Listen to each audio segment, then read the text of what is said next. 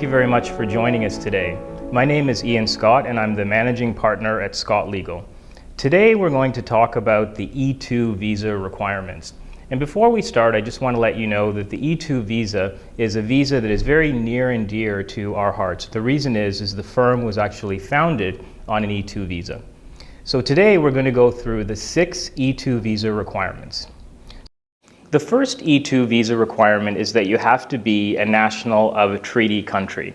There are around 80 treaty countries and a number of countries are on the list. For example, Canada is on the list, France is on the list, United Kingdom is on the list, Iran is on the list, Pakistan is on the list, and you can obtain a full list of E-2 treaty countries by clicking on the link on your screen.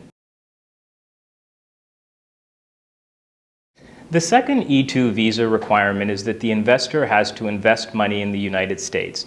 Now, the law doesn't say exactly how much the investor has to invest, but instead we look to the type of business that the investor wants to start.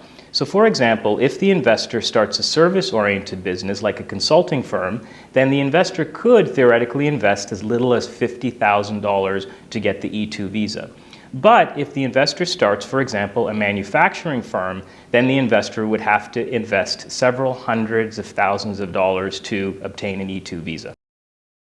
You can find out more about the investment amount requirement and exactly how much you have to invest to obtain an E-2 visa by clicking on the link on your screen. The third E-2 visa requirement is that the business that you set up in the United States has to be what's called real and operating. Now what that means is that the business really has to be far enough along so that the government thinks that the business is an active business. So some of the things that you can do to make sure that your business meets the real and operating requirement is that you can, for example, get a website, you can set up a business bank account, you can set up your corporate entity. One of our clients, when she went for her interview, she was opening an E-2 gym. The officer asked her exactly what he would find if he went into the gym right now. And the applicant said that the equipment was there, the space was rented, that really all that they are waiting for is for her to get the visa and come to the business, and that's really the answer that he was expecting to hear. The fourth E-2 visa requirement has to do with the money that you invest in the United States. And what the government requires is that you show them that the money actually came from a legitimate source. So if, for example, the money that you invested came from personal savings, you would show the government 3 years' worth of your personal tax returns that would show that you were able to accumulate the funds that you invested. If the money, for example, came from the sale of property, then you would show the government information related to that sale. The other thing that you're required to do is trace the funds from their original source straight through to the U.S. bank account related to your business.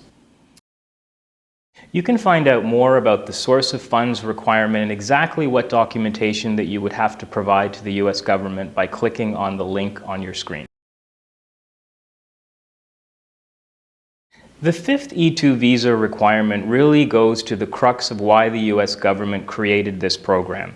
And the requirement is that the U.S. entity has to hire U.S. workers.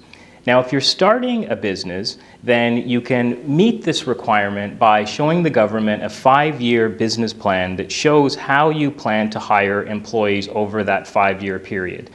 Now, you do not have to have an employee on day one, and sometimes when we create business plans, we don't even have an employee starting until the 2nd year. So that's completely acceptable, but what is clear is that you have to show the government a path that you plan to hire U.S. workers over time.